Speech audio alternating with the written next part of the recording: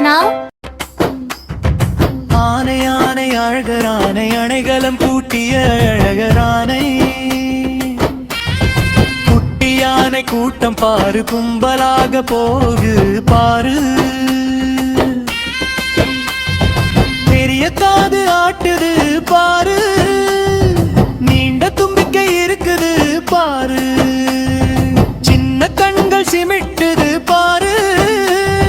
சிங்கார நடை போடுது பாரு